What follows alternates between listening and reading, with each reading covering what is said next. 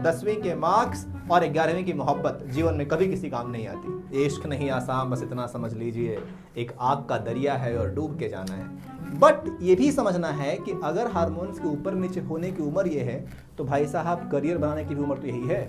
भाई साहब नहीं होगा। भाई इंस्टाग्राम में उसकी शक्ल कितना जूम करके देखोगे, उसकी शक्ल वो फिल्टर्ड वाली है, उसकी शक्ल वही है जो बेसिकली आधार कार्ड पे थी। बहन तुम जो सोच रही हो कि आंखें बंद करके एक घोड़े पर मेरा राजकुमार आएगा, भाई वो राजकुमार घोड़े पे कैसे आएगा? वो खुद ही घोड़ा है, घोड़ा घोड़े पे कैसे आता है? नहीं है। कौन कहता है कि सपनों को ना आने दे हृदय में, सब देखते हैं इन्हें अपनी उम्र अपने समय में।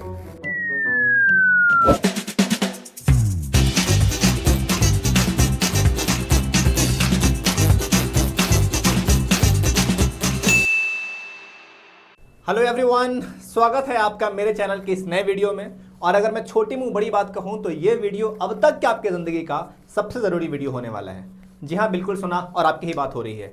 और आज के इस वीडियो का टाइटल है the most common mistakes made by students in 11th and 12th। 11वीं 12वीं में बच्चा सबसे बड़ी गलती जो करता है, उनकी 7 गलतियों को मैंने यहाँ कंपाइल किया है। और ये मेरे 13 सालों के टीचिंग एक्सपीरियंस का एक काइंड ऑफ कंपाइलेशन है, जिसमें मैं आपको सिलसिलेवार ढंग से बताऊंगा कि आखिर वो कौन सी गलतियां हुई हैं या हो रही हैं। तो पुराने बच्चों को नॉस्टैल्जिया होगा और नए बच्चों के लिए एक सीख है कि ये गलतियां तो बिल्कुल नहीं करनी है।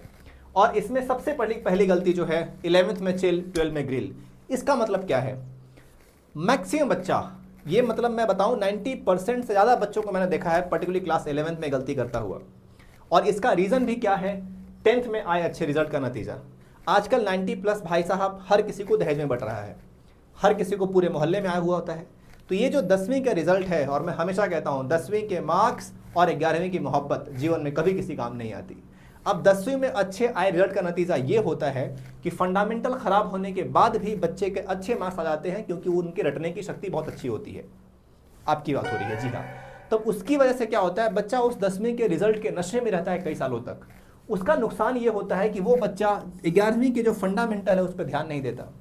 अगर पर्टिकुलरली मैं अपने सब्जेक्ट की बात करूं तो शुरू के जो 5 चैप्टर हैं, basic maths, vector, 1D 2D, NLM, friction, work energy, power, ये 5 चैप्टर फंडामेंटल से पूरे फिजिक्स का जो 11वीं 12वीं में होने वाला है। तो भाई साहब अगर आप 11th में ध्यान नहीं दीजिएगा तो ऑफकोर्स ये बेसिक खत्म हो जाएंगे। उसके बाद 12 में कितने भी जोश के साथ आप शुरू करना चाहेंगे, आपको बहुत मुश्किल होगा, क्योंकि आपने 11th में ध्यान नहीं दिया था। तो ये 11th छोड़ने का सबसे बड़ा नुकसान क्या है कि 11वीं के जो फंडामेंटल्स हैं, जो हर जगह काम आते हैं, वो बेसिकली आपका गायब हो जाएगा। और एक और बहुत बड़ी गलती इसमें, इसका रीज़न ये है कि 11th में बच्चा ध्यान नहीं देने का, कि मोस्टली जो बच्चे होते हैं पर्टिकुलरली महाराष्ट्र में, वो अपने शहर छोड़ के दूसरे बड़े शहर में जाते हैं पढ़ाई करने के लिए। नांदेड़ आते हैं, लातूर आते हैं, संभाजीनगर आते हैं, पुणे आते हैं। इन बड़े शहरों में क्या होता है, उनके पेरेंट्स वहाँ नहीं होते हैं। भाई साहब नया शहर, नए दोस्त, नई कोचिंग, नई बिल्डिंग, नई शहर और फिर नई, खैर इसका जिक्र नहीं करते हैं। तो इनकी वजह से क्या होता है, जो पेरेंट्स का एक वॉच होता है, वो वॉच बच्चे पे ख़त्म होता है, जिसकी वजह से सोने का टाइम, उठने का टाइम, सब कुछ खुद मैनेज करना होता है। और वो अगर डिसओरिएंटेड हो गया तो फिर क्लासेस मिस होते हैं, क्लास में ध्यान नहीं देते हैं, मार्क्स कम आते हैं, फिर मार्क्स टेस्ट से डर लगता है और बच्चा टेस्ट में अपीयर नहीं होता है। क्योंकि आज भी हम उसी हिंदुस्तान में रहते हैं जहाँ पापा का एक थप्पड़ सबको ठीक कर देता है फिर। तो इसलिए ये जो पेरेंट्स से दूर रहना है, उसकी वजह से बेसिकली 11th में जो गलतियां होती हैं, वो सबसे कॉमन गलती है जो बच्चा 11th-12 में करता है, जो आपको नहीं करना है। खैर, अगर बढ़े हम दूसरे गलती पर, तो दूसरी गलती ये है भाई साहब, मोबाइल का मोह। इसके बारे में क्या बताऊं? मोबाइल का मोह, इश्क नहीं आसान, बस इतना समझ लीजिए, एक आग का दरिया है और डूब के जाना है। क्योंकि आजकल इंस्टाग्राम, व्हाट्सएप, फेसबुक, इनके इतने ऐसे एल्गोरिदम बने हुए हैं कि भाई साहब आप 5 मिनट की रील देखना शुरू करो, पता ही नहीं चलता कि 2 घंटे कैसे खत्म हो जाएंगे। जो आप रील ज़्यादा देख रहे हो उसी का बेसिकली आपको दिखाएगा बार बार, तो और मज़ा आता है देखने में। सो मोबाइल के मोह से बचना इसलिए भी ज़रूरी है क्योंकि आपके पेरेंट्स आपके साथ नहीं है, तो कोई वॉच करने का नहीं है। इसके लिए एक मुझे लगता है कि सबसे अच्छी बात यह है कि एक ऑटोमेटिक टाइमर लगा लीजिए कि इतने देर के बाद आपका मोबाइल ऑटोमेटिकली वो रील बंद कर देगा या वो चैनल शुरू नहीं करेगा। पर्टिकुलरली वो इंस्टाग्राम की बात हो रही है, व्हाट्सएप की बात हो रही है। भाई इंस्टाग्राम में उसकी शक्ल कितना जूम करके देखोगे, उसकी शक्ल वो फिल्टर्ड वाली है, उसकी शक्ल वही है जो बेसिकली आधार कार्ड पे थी। खैर, तो ये मोबाइल के मुंह से बचने के लिए ये ऑटोमेटिक टाइमर मुझे लगता है कि सबसे ज़रूरी है, क्योंकि इस उम्र में मैं ये एक्सपेक्ट करूं कि आपका सेल्फ कंट्रोल इतना ज़्यादा हो कि मोबाइल की तरफ आप ना जाओ, ये तो बड़ा मुश्किल है। और यही आज की जनरेशन की सबसे बड़ी प्रॉब्लम है, क्योंकि जितना ज़्यादा स्क्रीन टाइम उतना रैंक बेसिकली नीचे। इस लाइन याद रखिएगा कि जितना ज़्यादा स्क्रीन टाइम उतना ही आपका रैंक नीचे। हाँ जी। और तीसरा गलती जो कॉमन मिस्टेक है जो करता है, फॉर्मूला याद कॉन्सेप्ट्स गायब। और ये मिस्टेक सबसे ज़्यादा बच्चे गलती करते हैं एमएचटी सीईटी वाले और नीट वाले। उनको क्या लगता है कि फिजिक्स है, केमिस्ट्री है, बायो है, कोई भी हो, पर्टिकुलर में फिजिक्स की बात करूँ तो फॉर्मूला याद कर लो, काम हो जाएगा। भाई साहब एक बात बताओ, मैं एक सिंपल सा एग्जांपल लेता हूँ, force is equal to mass into acceleration. अब ये फॉर्मूला अगर रट के भी क्या हो जाएगा आपको, जब तक आपको कॉन्सेप्ट समझ में नहीं आएंगे। तो सबसे पहले, और ये आदत जो 10वीं की लगी होती है, क्योंकि वहाँ पहली बार ऐसा होता है कि भाई साहब हमने कुछ रटा, उसका अच्छा स्कोर आ गया, तो लगता है कि नहीं रटने पे भरोसा कर सकते हैं। वो 10वीं में सिर्फ हुआ था, इसलिए तो मैंने कहा था ना कि 10वीं के मार्क्स और 11th के मार्क्स और 11th की मोहब्बत कभी किसी काम नहीं आती। वो वहाँ काम आया था, किसी भी स्टेट लेवल या नेशनल लेवल एग्जाम में नहीं काम आएगा। क्योंकि रोट लर्निंग से होता क्या है, बिना समझे हुए आप बेसिकली कॉन्सेप्ट को समझते नहीं हो। कॉन्सेप्ट छोड़ो, इस फॉर्मूले को भी रट लोगे तो force F is equal to क्या, force M is equal to क्या, mass A is equal to क्या, एक्सेलरेशन। अरे बाबा ये पता तब होगा ना कि एक्सेलरेशन होता क्या है, नहीं तो बोलोगे F for fan, M for monkey, A for Apple. भाई साहब आपको डिफरेंट टर्म्स का मीनिंग समझना है, और उस फॉर्मूले पे याद करने के साथ साथ उसके डिफरेंट टर्म्स का मीनिंग समझिए, और उस फॉर्मूले पे कम से कम 2 सवाल कीजिए अंत तक, ताकि आपका कैलकुलेशन भी ठीक रहे। ये एक बहुत बड़ी गलती है जो बच्चा करता है।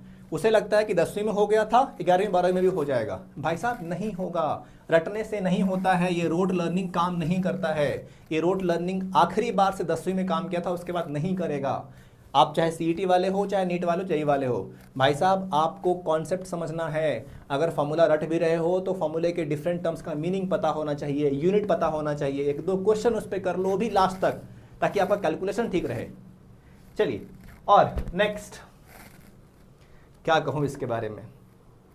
और ये जो है बेसिकली पढ़ाई के बीच प्यार का मोह, ये मैं इसको थोड़ा अलग तरीके से पुट करता हूँ। ये बिल्कुल ऐसा नहीं है गुनाह है, एक गलत है। भाई साहब अगर आपने किसी खूबसूरत चेहरे को देखा ऑपोजिट जेंडर के और आपके दिल में हलचल हुई तो नॉर्मल है। प्रॉब्लम है तब जब कुछ देख के ना हो रहा हो, ये बड़ी प्रॉब्लम है, यूनिट मेडिकल ट्रीटमेंट। बट ये भी समझना है कि अगर हार्मोन्स के ऊपर नीचे होने की उम्र ये है, तो भाई साहब करियर बनाने की भी उम्र तो यही है। इसी उम्र में 17-18 में तो सारे एग्जाम होते हैं नेशनल लेवल के, स्टेट लेवल के। तो बेसिकली समझना है कि ये जो आपको अट्रैक्शन हो रहा है किसी खूबसूरत चेहरे को देखकर, ये बेसिकली ऑब्वियस है, हमेशा होता आया हो। तुम्हारे जनरेशन में हो रहा हो, मेरी जनरेशन में हुआ हो, हमारे बड़े जनरेशन में हुआ हो, भले कहेंगे नहीं, अलग चीज़ है, लेकिन होता सबके साथ है। तो इसको एक नॉर्मल फिजिकल फेनोमेनन समझ के इग्नोर करना है। क्योंकि भाई साहब एक बात समझिए, ये इन्फैचुएशन है इस उम्र में, ये हार्मोन्स का असर है, ये मोहब्बत नहीं है। और ये हमेशा हर किसी के साथ होता है। अगर हो रहा है तो इसमें बुरा कुछ नहीं है। कौन कहता है कि सपनों को ना आने दे हृदय में, सब देखते हैं इन्हें अपनी उम्र अपने समय में। ये हरिवंश राय बच्चन साहब की कविता से है। सब देखते हैं इन्हें अपनी उम्र अपने समय में। बट ये भी समझना है कि ये इन्फैचुएशंस है, बॉडी के हार्मोन्स कर रहे हैं, ये कोई ही रांझा की कहानी आपके जीवन में नहीं होने वाली है। और दूसरी बात भाई साहब, अब इसका, और ये जनरेशन वाइज चलता आ रहा है। अब इस जनरेशन की थोड़ी सी मुसीबत ज़्यादा इसलिए है क्योंकि मोबाइल का दौर है। आप 1 सेकंड में किसी से बात कर सकते हो, आप ऑडियो कॉल, वीडियो कॉल किससे बात कर सकते हो, तो आपका समय तुरंत चला जाता है, पता नहीं चलता है। यही पहले कबूतर थे, पहले चिट्ठियाँ थी। होते नहीं हैं सारे फैसले सिक्के उछाल के, ये दिल का मामला है ज़रा देखभाल के। और आज के मोबाइल के दौर के आशिकों को क्या पता कि कैसे रखते थे हम खत में कलेजा निकाल के। ये जनरेशनल चीज़ चली आ रही हैं। बस से समझना ये है कि बस 2 साल, भाई साहब अपने बॉडी को बोलो भैया बस 2 साल, थोड़े हार्मोन्स नीचे रखो, अभी मुझे अपने एग्ज़ाम पे फोकस करना है। और ये आप जो गलती करते हो मैक्सिमम बच्चे कि एक चेहरे में पूरी दुनिया ढूंढ लेना, भाई साहब आपको ये लग रहा होगा कि ये आपके घर आने वाली है। जी नहीं, ऐसा कुछ नहीं हो रहा। और महिलाएं पर्टिकुलरली, बहन तुम जो सोच रही हो कि आंखें बंद करके एक घोड़े पर मेरा राजकुमार आएगा, भाई वो राजकुमार घोड़े पे कैसे आएगा, वो खुद ही घोड़ा है, घोड़ा घोड़े पे कैसे आता है। मजाक कर रहा हूँ। मेरा कहने का मतलब है कि इस चीज़ को अपने पनिश नहीं करना है कि नहीं ये मेरे साथ क्यों हो रहा है। इट्स ऑब्वियस प्रॉब्लम है कि ना हो रहा हो, बट ये भी समझना ज़रूरी है कि इन चीज़ों में अगर वक्त गया तो भाई साहब जो ज़रूरी चीज़ें हैं जो इस उम्र में करनी है, जो 2 साल के बाद होनी है, उसके लिए वक्त कम पड़ जाएगा। और आजकल के दौर में अगर आप ये सोच रहे हो कि मैं इसको भी और इसको भी दोनों को मैनेज कर पाऊंगा, मेरे दोस्त कंपटीशन इतना कम नहीं है कि दोनों साथ में हो जाएंगे, नहीं होगा। हाँ जी, और एक और गलती, तन को थकाकर मन से जितना मुश्किल है। इसका मतलब क्या है? तन को थकाकर मन से जितना मुश्किल है। और ये मैंने बहुत कॉमन देखा है बच्चों में, यहाँ के बच्चों में मैंने बहुत कॉमन देखा है।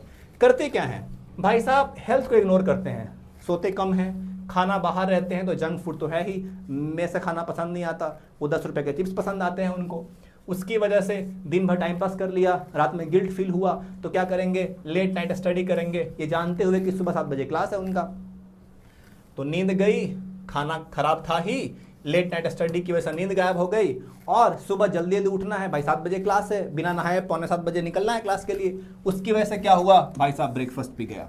तो एक बात बताओ, ढंग से खाना खा नहीं रहे हो, नींद ले नहीं रहे हो भाई साहब, एग्जाम के स्ट्रेस की वजह से मेंटल स्ट्रेस पहले ही खराब है, फिजिकल हेल्थ भी खराब है, मेंटल स्ट्रेस भी खराब है, नींद भी नहीं ले रहे हो, तो क्या होगा। आप ये बिल्कुल मत समझो कि हम अपने कुछ चीज़ों में सब कॉम्प्रोमाइज़ करके पढ़ाई करेंगे चीज़ें ठीक हो जाएंगी। करने वाला सब कर लेता है, नहीं करने वाला कुछ नहीं करता है। सही टाइम पे सो, और मैं नींद के लिए पर्टिकुलरली बोल रहा हूँ, at least 6-7 hours of sleep is very vital for you, आपके मेंटल वेलबीइंग के लिए, आपके अच्छे मार्क्स के लिए, क्लास में अलर्ट रहने के लिए। अब बताओ, क्लास में कोई कितना भी अच्छा पढ़ा दे, अगर आपको नींद आ रही हो तो क्या उनकी बातें समझ में आएंगी क्या आपको, चाहे वो आपका फेवरेट चैप्टर ही क्यों ना चल रहा हो, फिर भी आएगा क्या। इसलिए ज़रूरी है कि आपके लिए 6-7 आवर्स की स्लीप, जंक फूड अवॉइड करना, और सही समय पे सही काम करने की वजह से क्या होगा, आपके पास सोने का टाइम मिल जाएगा, आपको ये लेट नाइट बहुत स्टडी करने का ज़रूरत नहीं है। क्योंकि ये मोस्टली लेट नाइट स्टडी इसलिए नहीं होता कि पढ़ने का शौक है, ये इसलिए होता है क्योंकि भाई साहब दिन भर का गिल्ट है कि हाँ आज हमने कुछ नहीं किया, ये बचा रह गया हमारा। हाँ जी, उसके बाद कभी जोश ज़्यादा कभी होश कम। इसका मतलब क्या है इसका मतलब सिंपल है, लैक ऑफ कंसिस्टेंसी।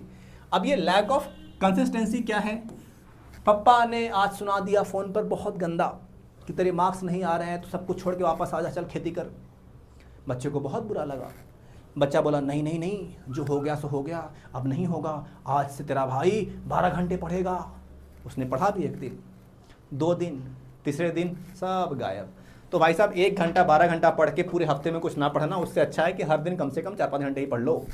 और ये तुम्हारी उम्र में बहुत ज़्यादा होता है। देखो मैंने 13 साल पढ़ाया है फिजिक्स, बड़े बड़े बैच को पढ़ाया है, ऑफलाइन क्लास में हज़ारों बच्चे मुझे मिले हैं और बहुत क्लोजली मैंने वॉच किया है उनको, कि ये जो लैक ऑफ कंसिस्टेंसी है, अगर आप धीरे भी चले तो सफल हो जाएंगे, बशर्ते कि आप हमेशा चलते रहे। The journey of 1000 miles begin with a single step. सुना है ना, ओ सॉरी इंग्लिश में बोल दिया। मेरा कहने का बेसिकली मतलब ये है कि थोड़ा थोड़ा ही पढ़ो, हर दिन पढ़ो, निरंतर पढ़ो। ऐसा नहीं कि टेस्ट का प्रेशर आया परेशान हो गए, अरे बाप रे आज तेरा भाई नहीं सोएगा, अरे आज नहीं सोएगा तो कल एग्जाम में जाके सोएगा। तो एग्जाम में सोने से बेहतर है एग्जाम की 1 रात पहले सो लो, ताकि एग्जाम में जग के कम से कम कुछ नंबर तो आ जाएंगे। ये बहुत कॉमन गलती करते हैं। इसी का मतलब है बेसिकली, मैं कहना चाह रहा था, लैक ऑफ कंसिस्टेंसी से थोड़ा जुड़ा हुआ टर्म है, वो है टाइम मैनेजमेंट। आपको देखो, आप जो मोबाइल पे वक्त बिता रहे हो, जो दोस्तों के साथ फालतू गप्पे मारने बिता रहे हो, इनसे अच्छा है अगर आप पढ़ लोगे ना तो आपको सब चीज़ के लिए टाइम मिल जाएगा। भाई हर किसी के पास 24 घंटे हैं, अगर आप करना चाहो तो सब पॉसिबल है। हाँ जी, अब होता क्या है, everyone starts with passion but stops Midway. और ये पर्टिकुलरली गलतियाँ होती हैं 11वीं खत्म होने के बाद। जैसे ही बच्चा 12वीं में आता है, वो बेसिकली उसकी आत्मा की शांति खत्म हो चुकी होती है, उसके फंडामेंटल्स खराब हो चुके होते हैं, 11th के चैप्टर नहीं समझ में आए हुए होते हैं क्योंकि 11th में ध्यान नहीं दिया होता है। वो बेसिकली बहुत ज़्यादा पैशनेट होकर नहीं नहीं मैं तो 2 साल का कोर्स 1 साल में करके दिखाएगा, आज तक कभी नहीं हुआ तो क्या हुआ, पहली बार मैं करेगा। उस चक्कर में होता क्या है, शुरू सब करते हैं, भाई साहब बीच रास्ते में छोड़ देते हैं, और उसकी वजह से क्या हुआ, रिवीजन नहीं हुआ, तो जो पहले वाला बहुत मेहनत करके पढ़ा था वो भी गायब हो गया ना। हाँ, और बीच में एक और गलती है जो है missed lectures and test due to lack of preparation. ये तो इतना कॉमन मिस्टेक है भाई साहब। टेस्ट देने, मैं पूछता हूँ बच्चे टेस्ट देने क्यों नहीं आए, अरे वो सर थोड़ा सा ना प्रिपरेशन रह गया था। अरे भाई तो थोड़ा रह गया था, लेकिन जितना हुआ था उतने पे दे दिए होते, कम से कम उसके बेसिस पे तो कुछ नंबर आ गए होते। अब आप समझो, आप शहर में पहली गाड़ी खरीद के निकल रहे हो और आपने ये सोचा है कि भाई साहब जब तक इस शहर के सारे सिग्नल ग्रीन नहीं होंगे तब तक मैं अपने घर से अपनी गाड़ी नहीं निकालूंगा। अरे जब घर से निकलोगे, एक सिग्नल पहुंचोगे, तभी तो समझ में आएगा ना कि वहाँ ग्रीन है कि रेड है। सारा प्रिपरेशन हो जाएगा तभी मैं शुरू करूंगा, इससे कभी नहीं होगा। जिनका ऑल इंडिया रैंक 1 आता है उनसे भी पूछोगे तो उनका भी कुछ ना कुछ रह जाता है। जिंदगी में काश हर किसी का कुछ ना कुछ छूट जाता है। इसलिए टेस्ट रेगुलर दो, टेस्ट से मत भागो, ये बिल्कुल मत सोचो कि हम पूरा पहले प्रिपरेशन करेंगे उसके बाद टेस्ट देंगे। क्लियर है? हाँ जी, और कुछ बात? एंड लास्ट, आजकल के जनरेशन के लिए बहुत ज़्यादा, हर टीचर के नोट्स ले लिए पर पढ़ा एक भी नहीं। Too many cooks spoil the food, सुना है आप लोगों ने? ये बच्चा आजकल ऑनलाइन की वजह से क्या हो रहा है, बच्चा एनएलएम सॉल्व करता है इस लेक्चर से, इस यूट्यूब लेक्चर को देखकर, फ्रिक्शन कर रहा है दूसरे वाले को देखकर, एनएलएम के बाद वर्क एनर्जी पावर उसने शुरू किया है ऑफलाइन टीचर से पढ़ के। भाई साहब एक किताब पढ़ लो ना, reading one book 10 times is far far better than reading 10 different books, because you won't be complete any one of them. So ज़रूरी है एक किताब 10 बार पढ़ना, एक ही किताब, एक ही टीचर, एक ही लेक्चर को पूरे 2 साल फॉलो करते रहो। हाँ, इसके सिलेक्शन के लिए बिल्कुल आप सोचो कि कौन किसका समझ में आ रहा है, कौन से किताब की लैंग्वेज समझ में आ रही है, कौन सा आपसे सॉल्व हो रहा है। ये डिसीजन लेने में बिल्कुल मल्टीपल बुक्स देखो, बट एक बार डिसीजन ले लिया उसके बाद पीछे मत हटो, फिर पूरे 2 साल तक हर चैप्टर उसे ही करना है। रीडिंग वन बुक मैंने बोला। अब इसमें क्या होता है, बच्चा switching between multiple books, apps और ऑनलाइन मटेरियल। बच्चा कभी इसका देखता है, कभी उसका देखता है, ये चैप्टर वहाँ से पढ़ लिया, वो चैप्टर वो टीचर से पढ़ लिया। प्रॉब्लम ये नहीं है, प्रॉब्लम एक बड़ी पता है क्या है, लास्ट में तुम्हें याद ही नहीं रहेगा कि किस चैप्टर को तुमने कौन से बुक से किया था। ये ढूंढने में ही भाई साहब 1 घंटा बीत जाएंगे, तो रिवीजन कैसे करोगे? इसलिए कोई भी अच्छी किताब उठाओ और सारे चैप्टर उसी किताब से करो, 11th के भी 12 के भी। और एक और कॉमन मिस्टेक इससे ही जुड़ा हुआ, बच्चा शुरू में जोश में होता है। मान लो बच्चे को NLM Newton's laws of motion बहुत अच्छे समझ में आ गया, वो पता है करता क्या है, एनएलएम करेगा 4 किताब से, ओहो मेरे को आ गया, और बाकी 4 चैप्टर करेगा किसी किताब से नहीं। अरे भाई साहब, इससे अच्छा है एक ही किताब से एक बार कर लेते ना। तो एक किताब से एक चैप्टर 4 किताब से, और फिर 4 चैप्टर किसी किताब से नहीं। इससे अच्छा था कि हर चैप्टर से कर लेते एक किताब सॉल्व। हाँ जी, तो मैं वही कह रहा हूँ कि 11th and 12th is to be solve by one book जिसकी लैंग्वेज समझ में आ रही हो, is to be studied from one teacher जिसका पढ़ाया हुआ समझ में आ रहा हो। बहुत ज़्यादा हॉपिंग से कोई फ़र्क पड़ता नहीं है, और आप लास्ट में भूल भी जाते हो, समय भी जाता है, और इफेक्टिव स्टडी भी बेसिकली बहुत कम होती है।